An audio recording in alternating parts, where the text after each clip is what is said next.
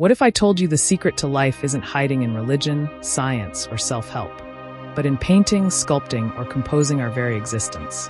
Imagine your pain as raw pigments, your joys as brilliant highlights, and every decision you make as a brushstroke on a canvas that's unmistakably yours. Welcome to a journey where you don't just live life, you create it.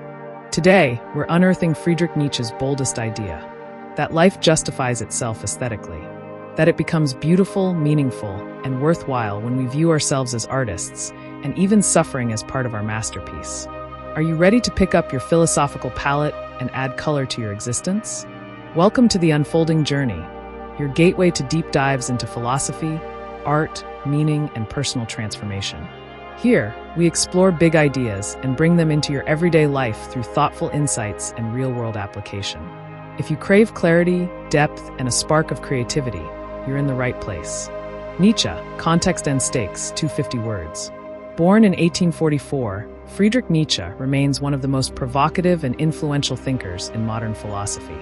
He rejected conventional morality, Christianity, and the idea of objective truth.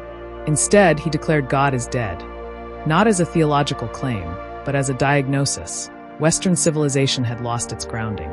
Without moral absolutes or universal purpose, Nietzsche feared nihilism, an existential void.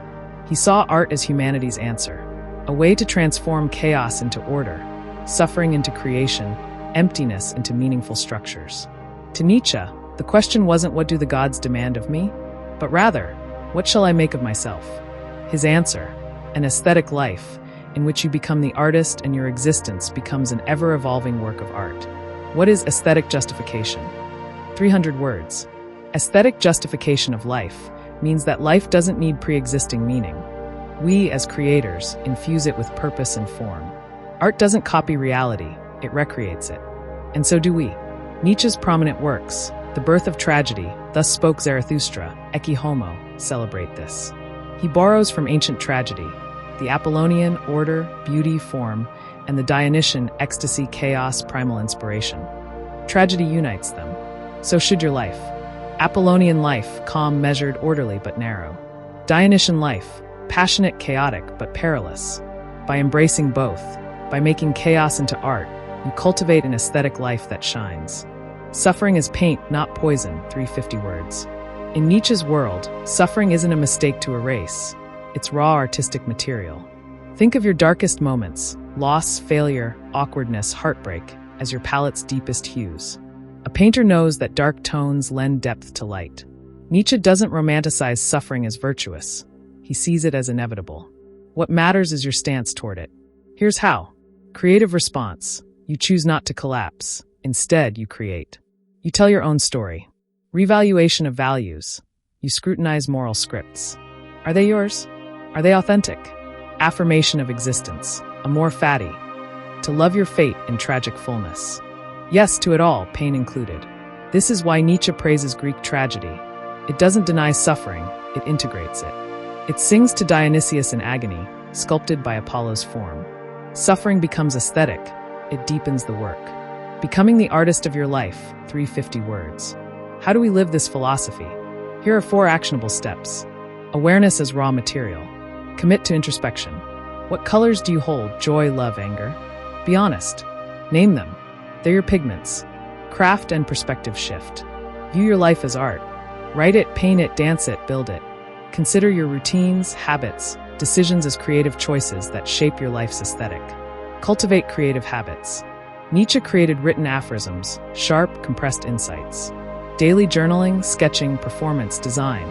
All are forms of creative engagement. They keep you in art-making mode. Radical ownership. Don't outsource your meaning. Don't wait for divine permission or societal validation.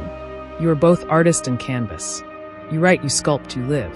By doing this, every decision reveals your style. It's not enough to survive. You shape your survival. Life becomes an ongoing composition, with texture, color, sequence flourish. Critiques and contemporary bent, 300 words.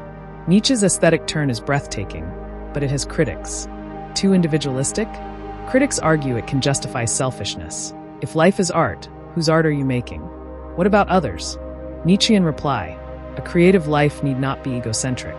It can include relationships, duties, and community, with the same creative vitality. Elitist? Some say only a few can reach this radical self-creation. Others are too burdened by circumstance. Reply: Nietzsche didn't demand aristocratic birth, he demanded bold choice. Perhaps it's harder, but the art doesn't need gallery approval. In today's world, amid mass conformity, burnout, and nihilism, Nietzsche's aesthetic prescription resonates again. When systemic values seem bankrupt, personal creation matters more. When you feel unseen, you can make yourself a work of art. Turning pain into palette, real-world examples, 300 words. Let's look at modern artists, creators, and everyday creators.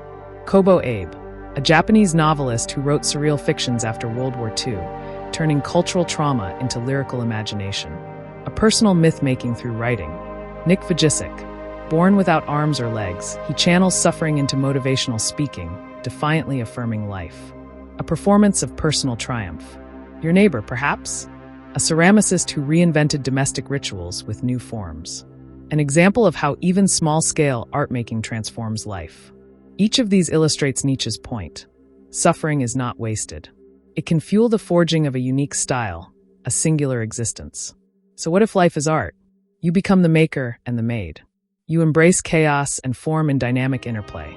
You affirm existence, even its most harrowing passages. You craft a life that shines meaningfully, personally, aesthetically. Nietzsche offers a radical path, one that refuses empty hope and static morality, but rather celebrates the creative spirit that dares to affirm by crafting. If you resonate, if you're ready to step up as the artist of your life, then you're already beginning the transformation. Thanks for joining me on this exploration of Nietzsche's aesthetic justification of life. If you found this inspiring, give it a thumbs up, share with friends who love deep ideas, and most important, subscribe to The Unfolding Journey. Hit the bell icon so you never miss a video where philosophy meets everyday transformation. Subscribe now to become part of a growing community dedicated to creating, reflecting, and living with intention. Until next time, keep painting your existence.